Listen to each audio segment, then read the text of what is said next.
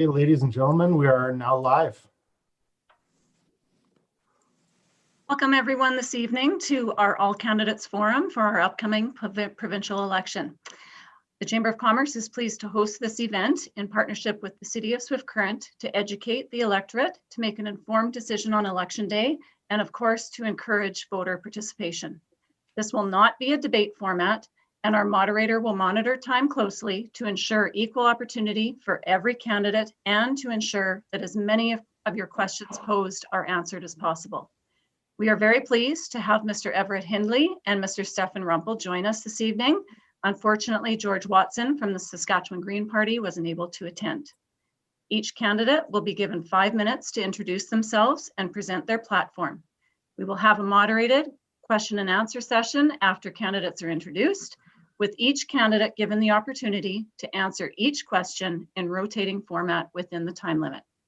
I am now very pleased to introduce our moderator for this evening's forum, Mr. Steve Kreitzer, Regional Crown Prosecutor. Thank you, Carla. We're not going to waste a whole lot of time here because we've been given a number of questions from the Chambers of Commerce, and there are 6 different areas for those questions, and we want to get through as many of them as possible. So we'll start with the introductions by the candidates, starting after a draw for who would go first. Everett Hindley, you are our first candidate. Thank you, Mr. Moderator, and thank you to the Swift Current and District Chamber of Commerce for hosting this forum here for the provincial election for the voters of Swift Current. A little bit different than what we had in terms of a format from the by-election a couple of years ago, but important nonetheless that the voters in this constituency have the opportunity to hear from the parties and the candidates and their positions on a variety of issues. If I could, I'd just like to start by beginning with a couple of quick thank yous. Number one, a thank you to the people of Swift Current for everything that you have done throughout this COVID-19 global pandemic. There's been a lot asked of each and every one of us, and in terms of following the restrictions and doing what it is that we need to keep our friends and family safe while still supporting local businesses and local activities. And everything has changed in terms of each and every one of our day-to-day lives, and it's affected our businesses. It's affected our education system for our schools. It's affected our recreational activities. So I just want to thank everyone for what they've done thus far. And secondly, I want to also thank the constituents of Swift Current for providing me with the opportunity to serve as your MLA. It has truly been an honor to be your representative in the Legislative Assembly in Regina, representing Swift Current and the issues and of significance to the people here in this riding. And I just can't possibly thank you enough for giving me that privilege and that opportunity. This provincial election it's a choice for voters between the 2 main political parties and what it is that they stand for in 2 very, very different and diverse records and platforms. It's a choice for voters here in Swift Current and across this province between strong record of the Saskatchewan Party, where we have here in Saskatchewan the 2nd best job creation record in all of Canada since 2007. It's a party that we have where our policies, we believe, have played somewhat of a role in helping to grow the population in this province by 170,000 people since 2007. It's a party that's built new hospitals in this province, major projects like the Children's Hospital in Saskatoon, and 15 new long-term care facilities across Saskatchewan, including right here in Swift Current, the Meadows Long-Term Care Facility.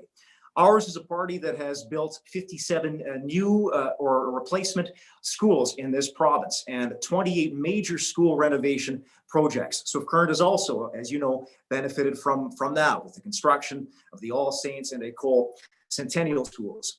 It's a party that stands against the federal government and Prime Minister Trudeau and his carbon tax. And ours is a party that supports our oil and gas industry, unlike the federal government, and we support new pipelines.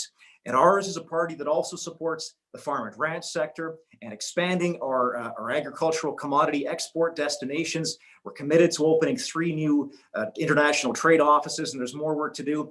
And we also are proud to support our manufacturing sector and the jobs that they create here in Swift Current and across Saskatchewan, and the many economic opportunities they provide in this great province of ours. And you contrast that with that of the NDP, who closed hospitals. They have a record of closing schools. They raised taxes 21 times during their last time in government. They closed 1,200 long-term care beds for our seniors.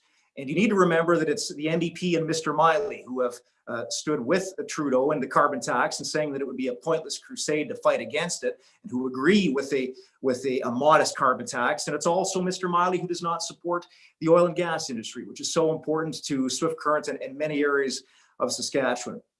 So the question is, in this election, which of these two parties is best suited to lead Saskatchewan's economic recovery through this global pandemic? What you see from the Saskatchewan Party and our platform thus far is a fiscally responsible plan to provide targeted supports to various sectors of the economy, from reducing the small business tax rate for a couple of years to 0%, or a 1-year 10% reduction in power bills, or a reduction in seniors' ambulance fees, providing a home renovation tax credit, or expanding funding for families with children with disabilities. Those are some of the things that we've campaigned on. And you contrast that with the NDP, which really don't have a plan. They say they have a plan to make a plan, and they've forgotten to include significant portions of costing in their platform. $4 billion that they have not costed in their platform. Saskatchewan Party has a plan to balance our budget back to balance by 2024, whereas the NDP have not said when they intend to balance the budget, or even when they're going to get close to that day of balancing the budget here in Saskatchewan, or how they're going to spend or how they're going to pay for those spending promises. So that's the question for the people here in Swift Current and across Saskatchewan. I thank the Chamber again for the opportunity tonight to participate in this forum, and I look forward to your questions this evening. Thank you, Mr. Hindley. Mr. Rumpel? Thank you, Carla. Thank you, Steve, and everyone with the SC and District Chamber of Commerce, and Mike in the background running tech. I think it's always important to give a shout out to tech people. That's the theater person in me. I would also like to begin by acknowledging that many of us right now are gathered on Treaty 4 territory, the traditional territory of the Cree, the Saulteaux, the Assiniboine, and the Métis. And it's important that we understand that when we do a land acknowledgement like that, it can't just be that. It doesn't end there. We have to have a commitment to really enacting the Truth and Reconciliation Committee's advice and all of those different things. And we had an opportunity in this province to take steps towards that. When Tristan DeRocher had his 44-day fast, where he sat outside of the legislature in a teepee and had that ceremonial fast to say, you know, we need to close these gaps with First Nations communities. We need to do better when it comes to mental health and suicide in this province. And I think that's an important point that I want to make, that you don't just give a land acknowledgement, you also promise that you're going to take real action to move forward. And that's something that our party has done. And we have stood, you know, with people calling for those sorts of things. Doyle Vermette brought that bill in the first place that would have created legislated action on suicide prevention, which means it would have been enforceable. It wouldn't have just been a guide. And after that, I'm going to switch gears a little bit. We're all here on a Zoom call and we're watching on a live stream. And many of us got used to this at the beginning of the pandemic when things were shut down. And just as a warning, there is a chance, you know, two little blonde boys might run down here and interrupt, or you might hear a dog barking, and I apologize if that happens, but I like my setup in my house. When I was teaching from home, I tried to make it as good as it could possibly be for my students. And the thing that's happening right now is, as much as, you know, we've gotten better at doing this thing, I don't think we want to get back to a situation where we have to do family game nights over Zoom calls anymore. So thank you to everybody for everything that we've done to flatten the curve in the past. And now as we watch our province start to creep up in cases again, just remember the most important thing that we can do is listen to experts, take their advice seriously, and follow those sorts of things so that we don't end up with more economic fallout from this situation where we have to shut down again. Nobody wants that. Things were getting tough enough before the pandemic, and we don't need to have something like that happen again. And that then brings me to the fact that the issues that we've seen in education or in long-term care, they existed before the pandemic. All the pandemic did was put a magnifying glass on these issues. When we're talking about overcrowded classrooms or a shortage of staff within our healthcare facilities and long-term care, that existed pre-pandemic, and it was made worse.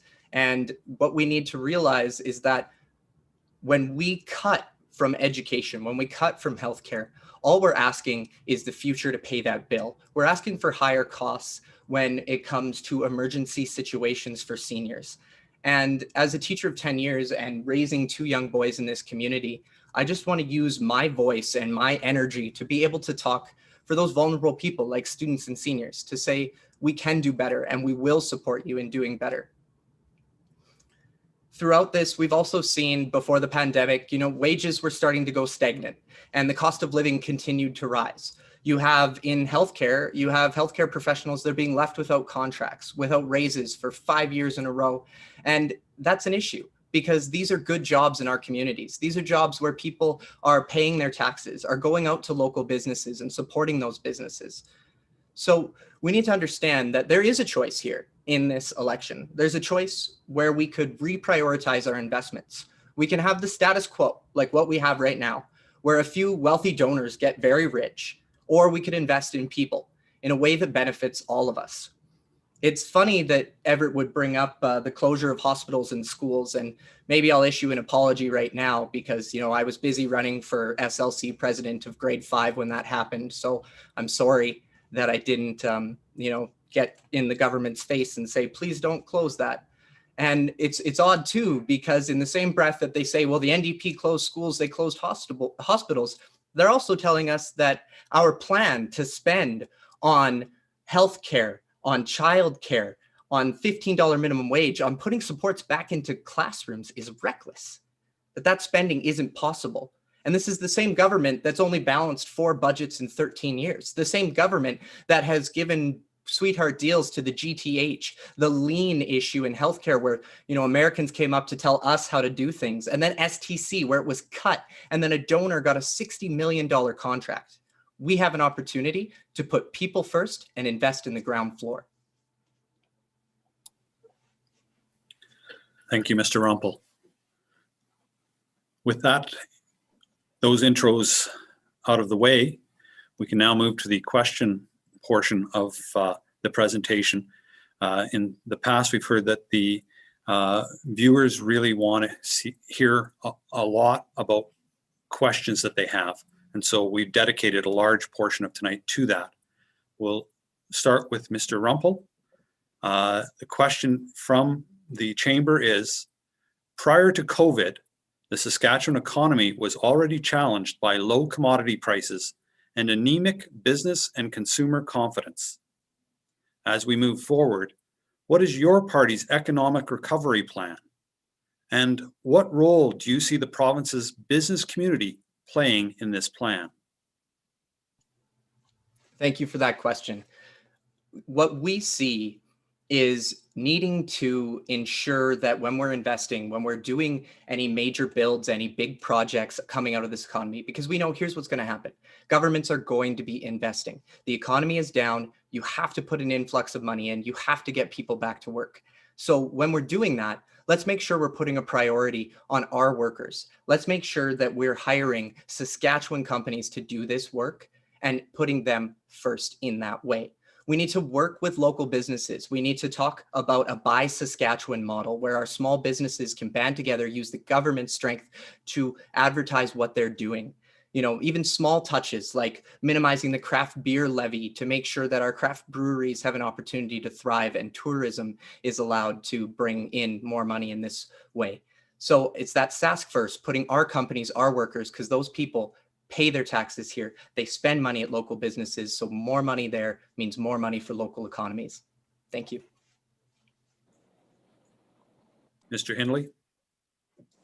Thanks for the question there. That is an excellent question. It's probably top of mind for a lot of people these days.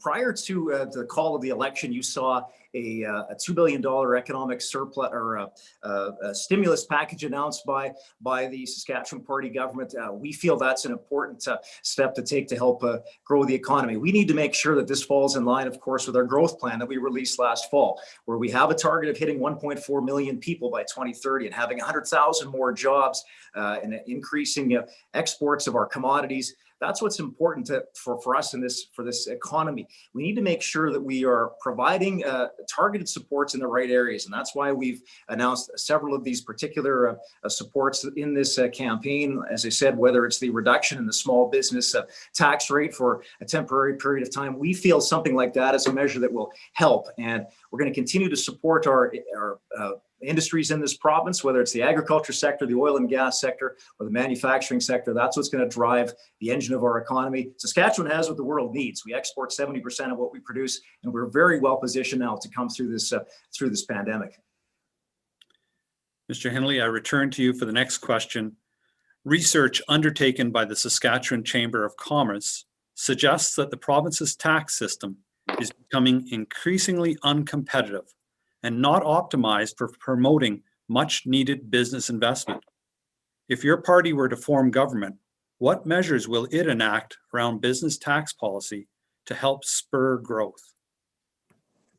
Thanks for the question. You know, a little bit I talked about in the previous answer in terms of the temporary reduction in the small business tax rate here over the next little while to help spur some growth to the economy. Look, it's important for us that we make sure that we remain competitive. We're sitting next door to one of the most competitive jurisdictions in Canada, in Alberta, and we need to make sure that we compete with that jurisdiction and with that province. We need to make sure that the province of Saskatchewan, the businesses that are here and the people that live here have one of the most economically competitive regions in all of Canada and frankly, in all of the world. We live in an increasingly global marketplace, and it's important that we're able to compete in that marketplace. Immigration plays a key role in that as well. This is a party and a government that has supported immigration over its time in government, and that's an important part for this economy as well. But we want to make sure that we have competitive taxes here in Saskatchewan so that people choose to invest here and that small businesses, medium and large, have the opportunity to expand their operations, and that benefits all of Saskatchewan. Mr. Rumpel? So there's a couple pieces here that I think are really important for coming out of this and making sure that our businesses are competitive and have those things. First off, we're talking about, as a party, we need to remove the PST from construction labor, which will put more than 200 million back into our economy every year. Other things that we're talking about, it's good that we're talking about immigration. You know, there's an opportunity to attract good talent to this area, and there's two ways that you do that. It's not only about creating a competitive tax environment, it's also about the services that your community provides. And if people are hearing, it's funny that you would mention Nextdoor, because we have an opportunity where right now, Nextdoor is about to chase out a bunch of healthcare professionals with some negative service policies and different ideas that are happening. And we could try to attract those people. Those are good, high-paying jobs that could come here and also would help people. And what happens when our schools are doing well and our healthcare is doing well? Well, then people want to live here because they feel supported. They have those things that are going on. And if we have that opportunity to build a really robust and healthy society, people will live here, people will stay, businesses will benefit. Mr. Rumpel, next question. How will you promote economic development in Swift Current and the surrounding area? I think the biggest thing that we can do is understand that, you know, we have people ready to do the work here when it comes to contracts. So we have a contract coming up, you know, we're talking about in Moose Jaw to do another power plant build, just like the one here. And I remember in 2018, I remember knocking on doors and inside there would be about, 5 guys. And I'd be like, so where are you coming from? And they'd say, oh, I'm from Newfoundland, I'm from Texas, I'm from Manitoba. And these group of gentlemen were sitting there and I was like, oh, so you won't be voting then? And they're like, no, we're just here for like a couple months to work over there. And at the same time, I had somebody knock on my door, a pipe fitter, say I could be working there and I'm not right now. And it's really funny because today out on the doorstep, I had another conversation with a welder who's working up north in the uranium mines because it's the only place he can find work right now. So we need to prioritize local workers and local companies to do these type of jobs to make sure that we have that development for those businesses. Mr. Hindley. Thanks very much, Mr. Moderator. That's an excellent question. And you know what? A lot of this has to deal with regional partnerships, working with our partners at the municipal level, at the federal level, working with our business community here. We have some amazing talents here in Swift Current and some great natural advantages here. just based on where we're located. You know, our agriculture sector in this area is second to none. We have a great oil and gas industry, and I've had the opportunity to meet with those folks, tour some of their sites, and learn more about what it is that they do, and talk to those that work in the manufacturing sector as well. We really have an opportunity to work together as a region, not just as the city of Swift Current, but to work with the surrounding rural municipalities in this area, and to work more towards you know, a regional approach to growing economic opportunity in this part of the province. Swift Current in Southwest Saskatchewan is an amazing place to be. We have lots of potential here, and I think we can really capitalize on that. So it's best for all of us to work together on a regional approach and to try and attract more businesses and economic activity to this area. Thank you, Mr. Henley. Next question is for you. How will you promote continued reduction of red tape and bureaucracy burden to businesses? Excellent question. Something that we as a government have been focusing on for a number of years. We have a red tape reduction committee, and you know, it's one of those things that we've taken a very strategic look at, because this is something that can make it easier for businesses and improve their bottom line quite simply by removing some of this red tape. We've worked with the CFIB, the Canadian Federation of Independent Business, and we meet with them on a regular basis to hear what their concerns are, hear what they're hearing from their membership. But it's something we need to continue to work on, and that helps to improve competitiveness for the Saskatchewan economy if we can continue to reduce red tape. And you know what? We get some of the best ideas on the ground. When, you know, I've had the opportunity, when I was fortunate to serve as the MLA, to talk to local business owners and get ideas from them, and I would forward those on behalf as their elected representative, and we take a look at that and say, yeah, that doesn't make a lot of sense. Let's see if we can fix that. Let's see if we can make that easier for businesses to do business here in Saskatchewan. Mr. Rumpel. I think it's important that, and thank you for the question, that we understand that exactly what Mr. Henley is saying is the approach that needs to happen. But I feel like it's often more than not lip service in this province. When we talk about what we need to do, it's connecting with the people working in these fields. It's connecting with the people who are on the ground floor, are doing the work, and talking to them about what we can do to support them through these things. And I see the same things happening, whether it doesn't matter what sector. You can be in education, you can be in healthcare, you can be in business. What we're seeing is a disconnect from the regular people in this province. We have a lot of big wealthy donors coming in and deciding things. They make a donation and then suddenly, some policy comes through or a contract comes through, and then that's where things seem to go. Instead of getting out and talking to people and listening to people and working with the people with the expertise on the ground to make those things happen. And that's the type of thing. I'm not going to pretend to be an expert. I'm going to go out and I'm going to talk to the people who are there and I'm going to say, how can I help you? And then I'm going to work to make it happen. I'm not just going to forward the concern. I'm going to sit at the table and make sure we figure it out together. Thank you, Mr. Rumpel. Mr. Rumpel, what is your party's top 3 priorities, plans to stimulate Saskatchewan's economy and get people back to work during and post-COVID? The important thing in our platform is looking at reinvesting in education and healthcare, and then the SAS First procurement.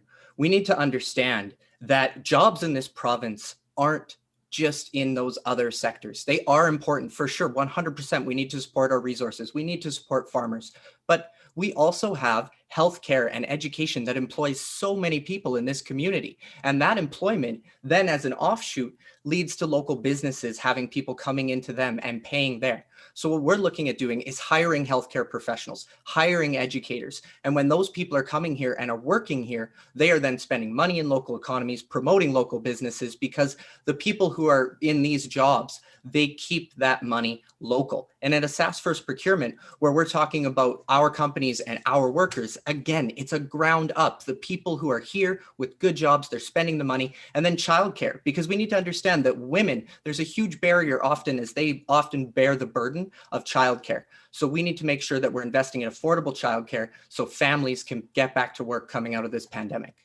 Thank you. Mr. Henley. Thanks, Mr. Moderator. You know what? I agree with some of that, but the fact of the matter is spending is important, but it has to be sustainable spending. You have to be able to have a way to pay for the things that are important to the people of Saskatchewan, whether it's infrastructure or if it's services, which are required and which the people deserve. And you have to have a plan on how you're going to pay for that stuff. You can't just simply say that you're going to spend here, there, and everywhere and put a chicken in every pot. The fact of the matter is the money has to come from somewhere.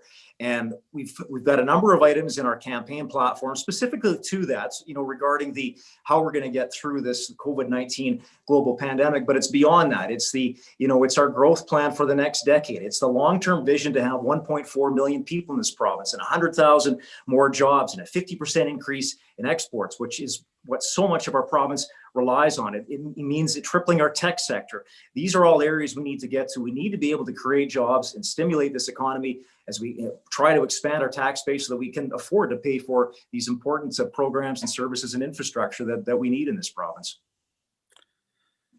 That's going to lead well into our next question, Mr. Hindley. What is your repayment plan for the debts, loans of the government?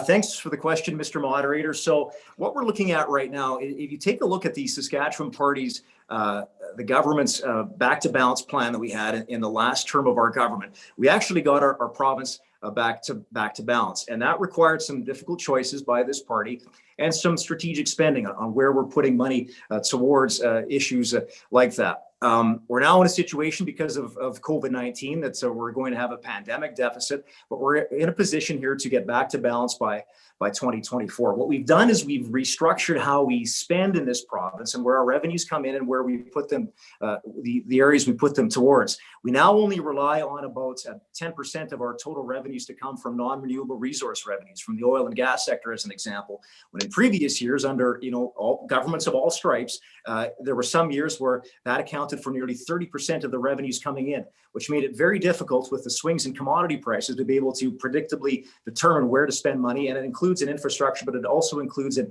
debt repayment. So we need to get our fiscal house in order here and get back to balance by 2024, which is our plan, and then go from there. Mr. Rumpel?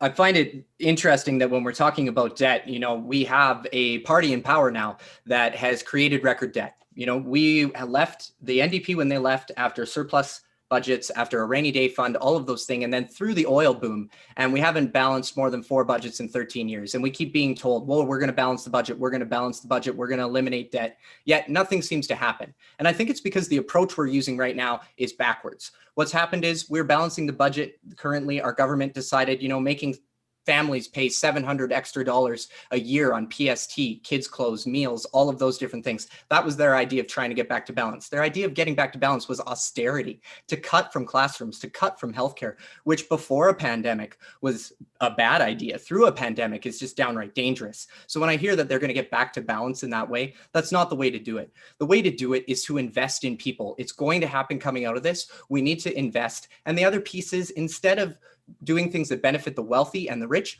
we'll put a wealth tax there. We want to make sure that those people are paying their fair share. If they have 15 million, free and clear. Why not? Mr. Rumpel, the next question is, how many years to a balanced budget? I'm just going to keep rolling on this, because when we're talking about it, we have one approach. We have a top-down approach that's been used. A top-down approach and some reckless spending on different initiatives that, a $2 billion on 44 kilometers of road. So if you want to make sure that we're back to balance, what you need to be doing is you need to keep local economies strong. And the way you do that is you invest in local companies, you invest in local workers. And then the revenue that generates out of that by putting more money in people's pockets, by doing a $15 minimum wage, because the income inequality in this province is growing. And when that happens, we have poverty, we have addiction. So if we invest in those ground level supports, what we'll see is that we'll get back to balance eventually. And we have a record of balance within the NDP, and it's not the 4 out of 13 balanced budgets. So we need to look at that, and we can get there. It's just a matter of understanding that through a pandemic, what we need to focus on is the deficits in our classroom, the deficits in healthcare. Those deficits are where the focus needs to be at this moment. Mr. Hindley? Well, there you go, Mr. Moderator. Eventually, we'll balance it eventually. No plan as to how or when they're going to do that. I can answer this question in about 3 seconds by saying that the Saskatchewan Party has a plan to get the provincial budget back to balance by 2024. But the record of the NDP and what they've said throughout this campaign, what their leader has said, is he hasn't said when they're going to balance the budget. There's no intention to do that. And somebody's got to pay for that at the end of the day. And it might not be me or you, it might not be our kids, or it'll be our kids or our grandkids that are going to have to pay for this. You have to have a fiscally responsible plan. Spending has to be done. It's important to invest in our infrastructure and to invest in our communities, and we've done that over the terms of our government. Whether it's the money that we've put towards infrastructure, 10,000 kilometers of highways, new schools, new hospitals. Is there more work to do? There definitely is. And here in Swift Current, we've benefited from some of those projects, whether it's the schools or the long-term care facility or new group homes in this community, and investments into any number of projects here. But we have an intention to get this budget back to balance by 2024, and that's what we're campaigning on. Thank you. Mr. Hindley, we're going to swing away from the debt and the budget. And the specific question, does your party want to continue with the PST? Or when will you adopt the harmonized sales tax? Great question. Thank you, Mr. Moderator. That's not something we've talked about during this election campaign. Look, we're trying to make our province as competitive as possible when it comes to taxation. Of all provinces that have a PST, we have the lowest provincial sales tax in Canada. Unfortunately, we're next door to Alberta, where they don't have a sales tax. But that's what we're gearing towards. We've through some of our tax measures over the past decade or so, since 2007, when we first had the opportunity and the fortune to form government, we've made some strategic investments towards people. We've particularly tried to help those that are of lower income. We've removed through our tax measures 112,000 people off the provincial tax rolls entirely through some of those measures. And affordability is very important to us for this party and for this government. We need to make sure that taxation is reasonable, that it's competitive for our businesses and for our families, and that we are able to compete with other jurisdictions and make sure that life is affordable for people here in Swift Current and across Saskatchewan. Mr. Rumpel. So we've already talked about it, and as it stands, we're looking at taxation. The one place that we're looking at changing things, and we're not looking to raise any taxes on families, to raise taxes on anybody else, and we're not looking to change the tax system beyond bringing in a 1% wealth tax on the very, very wealthy with 15 million free and clear, to make sure that can help us, come out of this pandemic stronger and reinvest in those things that do matter. And it's not just infrastructure. It's not just buildings. Sure, standing in front of buildings makes for a nice photo op. The Meadows is a beautiful building, but the short staffing that's going on there, if we're not using our taxation revenue in the proper places for those services, for those supports, for our students, for our seniors, for our staff that are run off their feet there as they're short staffing over and over, what does it matter what taxation model we have if people are being let down over and over, if those taxes aren't going to the priorities that benefit all of us? And that's what I want to see. I want to see a tax system where the wealthy pay their fair share and the rest of us benefit from the services that provides. Thank you, Mr. Rumpel. We're going to swing away from the economic recovery questions and move into the energy efficiency and low carbon economy questions. Mr. Rumpel, how would your party manage the long-term transition to a low carbon economy? What role do you see the province's business community playing in this transition?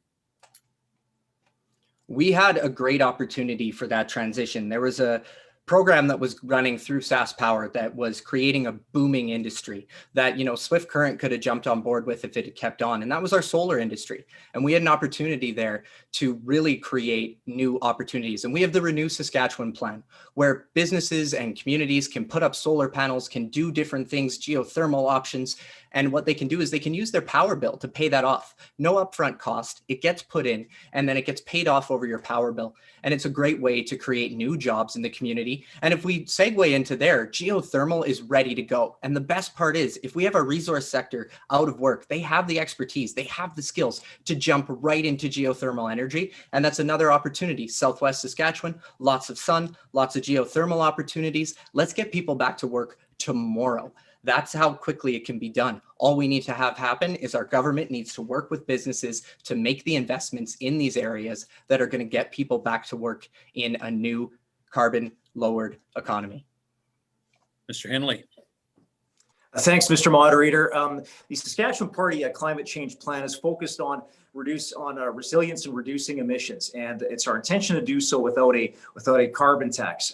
We have new output-based performance standards that were announced this summer. We're working towards creating a tech fund that will invest in new innovations to reduce emissions. You've seen some of the things that we've done in this province, some of it right here in Southwest Saskatchewan, in terms of a solar project and various wind projects that are located here in the Southwest and in other parts of the province as well. Those all play a role towards our climate change commitments, but we think we need to be able to do that through our own Made in Saskatchewan Prairie Resilience Plan, which is why we've been opposed to the federal government's carbon tax, because we think we've got some great ideas here that we're able to implement that will make a difference. Finally, on that particular issue, there's a huge opportunity for nuclear power and small modular reactors. And the Saskatchewan Party government has signed agreements with the provinces of Ontario and New Brunswick to further pursue this quite aggressively.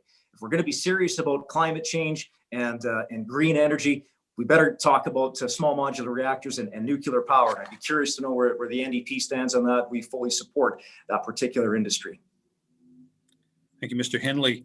What is your party's plan to help alleviate the bottlenecks and get Saskatchewan's natural resources, oil, gas, potash, better prices, and new markets? Great question. You know what? That is top of mind for a lot of people. Here's some of the things that we've done already and other areas we need to go. We're in the process right now of opening 3 new international trade offices in Singapore, Japan, and India, so that we have a Saskatchewan presence on the ground 24/7, 365 days a year, advocating for Saskatchewan interest and not just waiting on the federal government to do it for us, but making sure that we have a presence in these very key markets each and every day. We also needed to get into some other markets as well. As we've seen with our situation with canola and China, how quickly that can change. We need to be able to have a broader market to trade with. So we're looking at other countries like Bangladesh and Vietnam and other countries in the ASEAN region to see where we can expand our export potential. That's a key part of our growth plan, and we're going to make sure that we continue to support it, because up anywhere in the neighborhood of about 70% of what we produce in this province each and every year is exported. It truly is the lifeblood of our economy. We're going to look at utilizing the Port of Churchill. We'd like to see more pipelines across this country down to the States. So that's just some of the things we want to focus on. Mr. Rumpel. I think it's important to realize that, there can be a lot of spin about where our party stands on the resource sector and these type of issues. And let's go right into pipelines. I want to dive right in, because our party supports pipelines as the safest way to transport oil. And, you can hear spin, you can hear different things. I'm saying it here. You can trust me or you cannot. It's up to you. We want pipelines to transport oil. And the thing that we want to do there is we want to make sure Saskatchewan steel is being used. We have many people facing layoffs right now in Regina because of issues with the trade in the US and steel tariffs and all of these different things. And we need, as a country, to advocate for us to use Saskatchewan steel to make these things happen. And when it comes to this idea of trade and all of these different opportunities, I find it funny that our government continuously wants to spend all of this money to send themselves overseas and get to go on these trips to different places. I would way rather sit down, talk to the business leaders, the agriculture leaders, and say, hey, what can I do to, facilitate connections, instead of spending a bunch of money on trips for our politicians to go over and house our own trade offices when the federal government has many trade offices already. So I'd like to, send business leaders and talk with them. How can I make it happen for you? Thank you, Mr. Rumpel. You heard Mr. Henley ask about nuclear power. Timely that the next question is, does your party support the development of nuclear power in Saskatchewan? Mr. Rumpel. When we're talking about nuclear power, it's interesting because it was floated, maybe 2008, and it doesn't look like much movement has happened in 13 years. And one of the issues is it's a big project, and it takes a long time to have those type of things happening. We have some markets that are starting right now in our clean energy sector: geothermal, biomass, solar, wind. We have opportunities in those areas directly to start getting people to work with new diversified energy portfolios. Our oil sector workers can go right to work in geothermal if we invest there. And yeah, we can say nuclear's coming, but when is it coming? We already have the expertise to do this other work. Let's make it happen. Let's set it up. It's clean, it's safe, it's ready to go. Is nuclear possibly part of the mix? Sure, you need a diversified power grid, but what we need to talk about is that when we have opportunities right now that put people to work using their skills, let's do that too. Mr. Henley. Thanks, Mr. Moderator. Yeah, I kind of answered it in an earlier question, and of course we do support the nuclear industry and the developments of nuclear power in Saskatchewan. You know, the things that Mr. Rumpel talks about, yeah, that's part of the equation, but none of those things are baseload power, geothermal, solar, wind. That doesn't replace coal-fired generation capacity. That doesn't provide baseload power in the middle of January sometimes when the wind isn't blowing, the sun might not be shining.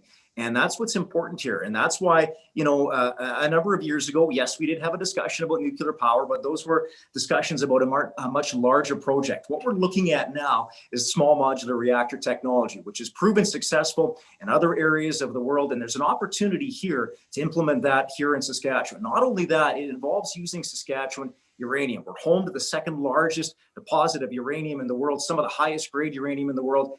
That creates jobs and we can expand upon that industry. It also creates First Nations jobs up in northern Saskatchewan, which is what a bulk of these jobs are. So we're very much supportive of this particular sector. Thank you, Mr. Henley. If you are successful in forming government, will your party continue to fight the carbon tax? Or do you support the federal government on this initiative? Yes and no. But I guess I could probably spend another 58 seconds talking about that. So we've taken this to the Supreme Court level. We're waiting for a decision on that, and we feel hopeful about our chances. You know what? It was a split decision here in Saskatchewan when we took it to court the first time. We believe that it's fundamentally wrong for the federal government to come in and impose a carbon tax here and completely ignore what it is that we're doing in Saskatchewan, whether it's, you know, some of the zero-till technology, for example, in agriculture that has contributed to this particular issue. You know, the carbon sinks here in Saskatchewan, both at the agricultural side of things and our farmland and pasture land are up north in our northern forest. So we just think it's completely unfair that the federal government has imposed this upon us. We're going to continue to fight it. We've already seen what, you know, level one of this carbon tax is. They've talked about federally how much it actually needs to get to in order for it to make an impact and to force people to stop doing what it is that they're doing. It hasn't made people change their habits, and we just think it's the wrong thing to implement across the country. Mr. Rumpel. A one-size-fits-all made in Ottawa carbon tax is wrong. It is the wrong option. It is bad for Saskatchewan. And in 2018, when I was running, I specifically said that it was wrong, that we were against it. And I'm saying it again. If we form government, we are going to say that same thing. But the difference is we're not going to use it as an opportunity to score political points. We're not going to sit here and point fingers at Trudeau and spend a bunch of money on a court case that we lost in Saskatchewan. Now it's in Ottawa. Chances that we're going to win in Ottawa, let's ask about that because it seems low. And then what's going to happen? Farmers are going to be left footing the bill for this carbon tax yet again, because this government would rather point fingers than get to the table with the federal government, with our industry leading amazing farmers who are doing exactly these great things that we're talking about. You know, when we're talking about our ranchers and their stewards of the grasslands and all of these different things for carbon sink, we do have an opportunity to make a made in Saskatchewan plan. What we need is a government that doesn't point fingers, a government that sits down with experts and doesn't leave that table until Trudeau accepts our made in Saskatchewan plan. I'm going to leave energy efficiency and low carbon economy for now because there's some other areas that I want to make sure we hit questions on. Moving into labor markets. Mr. Rumpel, if elected, what would your government do around labor market issues to address the current skills gap between what skills and competencies employers are looking for versus what recent graduates currently possess? More broadly, what kind of labor market policies would your government enact to prepare Saskatchewan businesses and workers for the economy in the post-pandemic era? We have an opportunity in this province to become leaders in many of these different sectors. And that's what would happen through Renew Saskatchewan. You would be working with your educational institutions, your Sask Polytechnics, these different institutions to create good skills training for these jobs. And there's another piece to that puzzle, because we know if we want to continue to have growth in Saskatchewan, where's the main driver of that growth been? It's been immigration. We still are losing our young people to Alberta, to BC, that are from here. And we need to replace that. And we need to do that through good immigration policies. And one of the things we're talking about to ensure those skills are there, we also need to look at foreign credential recognition to allow newest Canadians to fully use their credentials and their skills and get them recognized. So we can work with our institutions to make sure the training is there. And the other piece is we need to make sure that we have pay equity. We have good pay for people to attract the highly skilled workers here, and good services to keep them here, because that's the type of thing that will really make people stay and be able to work with businesses in our communities. Mr. Hindley. Thanks, Mr. Moderator. A great question. And, here in Swift Current, I guess I could boil this down to the local level, because there's various areas of our post-secondary education center that have a role to play, whether it's the University of Regina, the University of Saskatchewan, Saskatoon, or Sask Poly and their campuses around the province. But here in Swift Current in Southwest Saskatchewan, it's regional colleges. It's Great Plains College, and the work that they do there. At that particular level, the regional colleges are able to adapt far quicker than the other levels of post-secondary education, just because it's the nature of what they do. And I've had the opportunity to sit down with the president of Great Plains College and their board on a number of occasions. We've had the minister, Minister Beaudry Mellor, come down and meet with them as well to talk about where it is that they have a role to play and how they can help quickly adapt to the local labor market needs of Swift Current and Southwest Saskatchewan and other parts of the province as well. We really have some great individuals there, some great teachers and courses that are being offered, and they're able to be flexible and to move as needed to support the areas that are required. And we've supported those institutions, and we're going to continue to do so into the future as well. Mr. Hindley, the COVID-19 pandemic and the ensuing economic disruption it caused accelerated and intensified larger trends that were already taking place, most notably the trend towards a digital or intangible economy. The digital divide between those workers and regions who are digitally fluent and those who are not will likely become more pronounced. What would your party do to ensure that Saskatchewan workers in all parts of the province will have the skills to compete in the post-pandemic digital economy? Thanks for the question. And you're right. I think that has been, just given the nature of the pandemic, how we've had to change how we do business. You talk to local businesses here, and because of the restrictions, how they've had to change how they do sales. When the restrictions first took place, they had to look at, if they weren't doing it already, switch to online sales because they weren't able to do front-facing door-to-door sales type thing as people would come into their business. So that's something that we need to continue to work on. In our growth plan, we've talked about tripling the Saskatchewan tech sector. We've got some great technology that's come out of this province and will continue to do so out of the future. And that's an important opportunity for us. We've talked about some of these innovation hubs in places like Saskatoon and Regina, where we incubate our projects, where we work on these sorts of initiatives. The other part of this is also broadband connectivity. We've invested in a number of cell tower upgrades across this province so that people are connected, because now more than ever, people are doing business with their cell phones, and if they aren't connected to the internet, it makes it difficult for them to do business. We need to continue to make investments into our cellular network as well. Mr. Rumpel. I think, if anything, the pandemic really highlighted the inequities in our technological access. You had students that were sitting at home without access to a device, without access to good internet, and that automatically put them behind the 8 ball. And I think that example can apply as well to business leaders. So when we're talking about opportunities to compete in this technical environment that we're talking about, where that starts, it starts in education.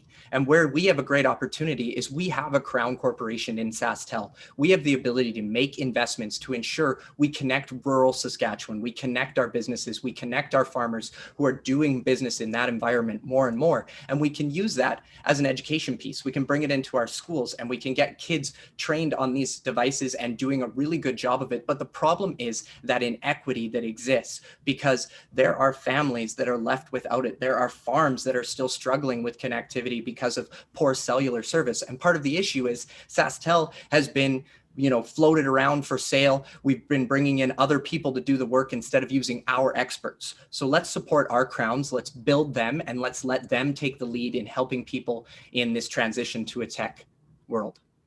Thank you. Mr. Rumpel, what are the flaws in provincial immigration policy and what steps are required to correct it? The biggest one that I see is exactly what we're talking about with credentials. I've met so many people that will be sitting there with an engineering degree or a teaching degree, and they won't be able to use their skill set and their abilities in their area that they need to. And they're actually sometimes being actively told, quit your job in your country and go into the food service industry because we can get you here more easily through that sort of a immigrant paid nominee program.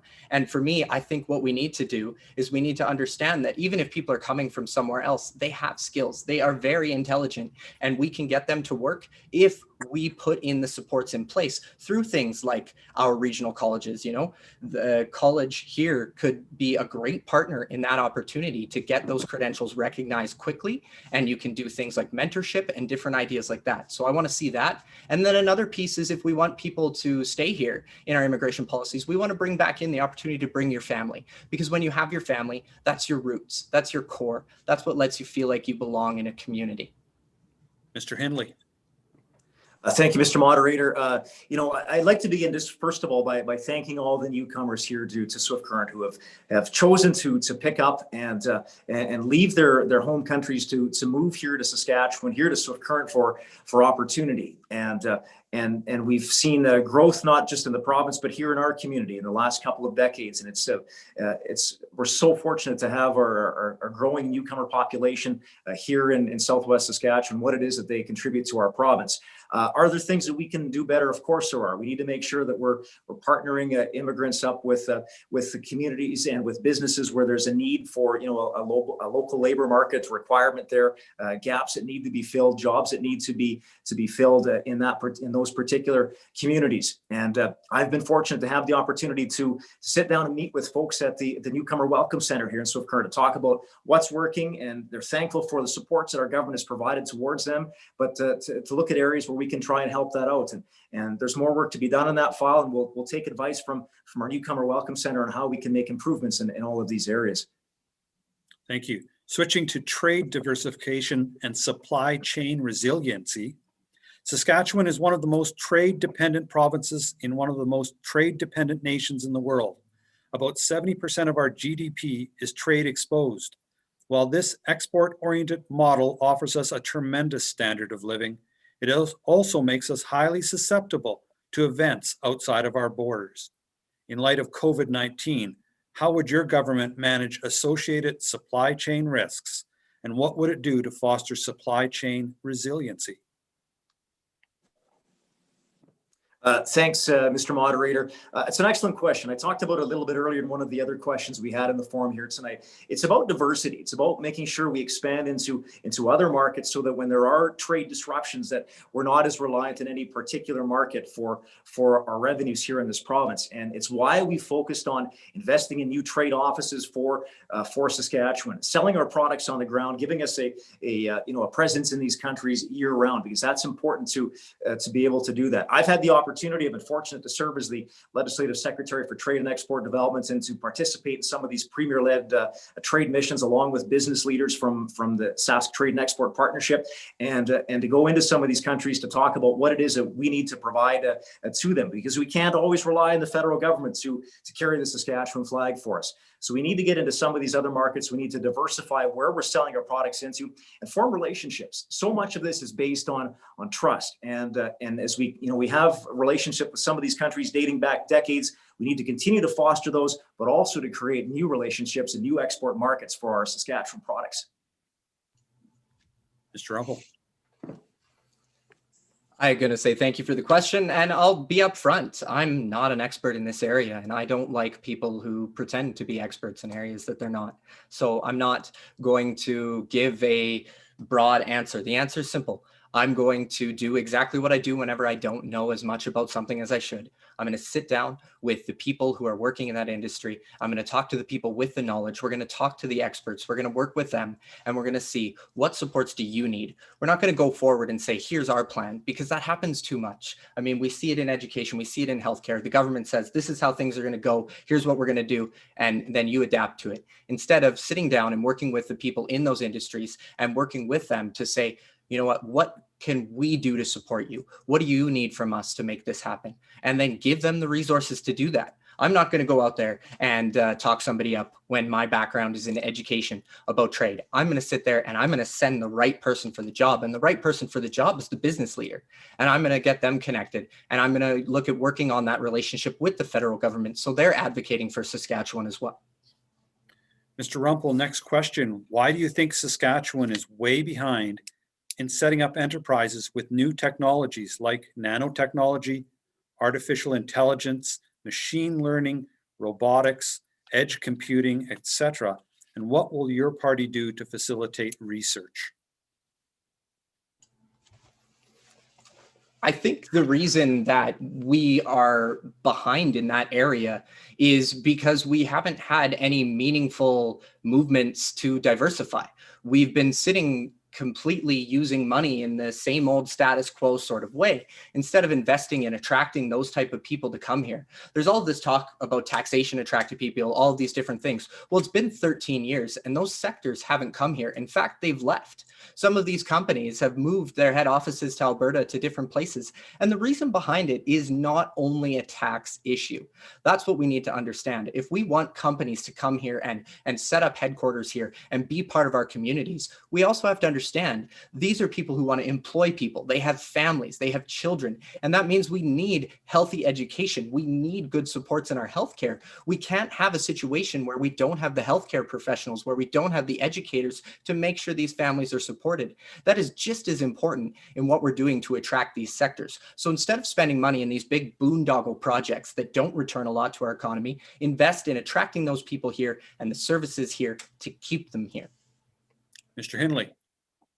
Thank you. You know, it's an excellent question, and I just want to talk a little bit about where we're at as a province. You know, I mentioned a little bit earlier about some of the two new technological incubators that we have in Saskatchewan, one in Saskatoon, one in Regina. Saskatoon is actually the second fastest growing tech job market in all of Canada right now. The government has created things like the Saskatchewan Technology Startup Incentive, which was introduced in 2018 and provides tax credits to help trigger a growth in this particular sector. We have huge potential for opportunity with just some of the amazing research minds that we have in this province and the innovators that we have in Saskatchewan.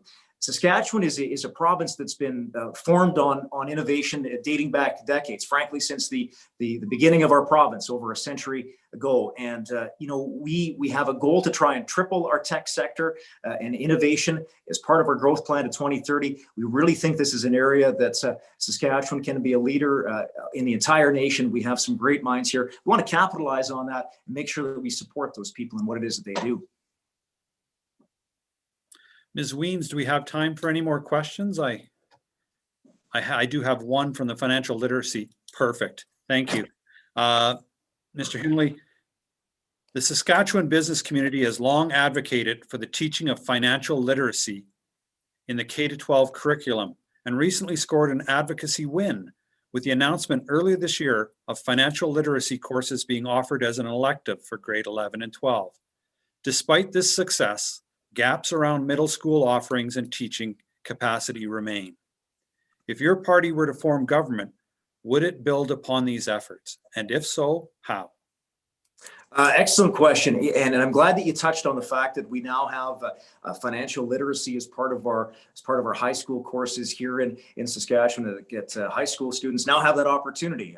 That's something that's very important, I think, for young people going forward. And I think, look, that would be a great opportunity for us to expand upon that. We'll make sure that we make sure we know how this works and that it is benefiting students in high school. And we'll look at where we can, possibly expand that to other areas as well in terms of different ages.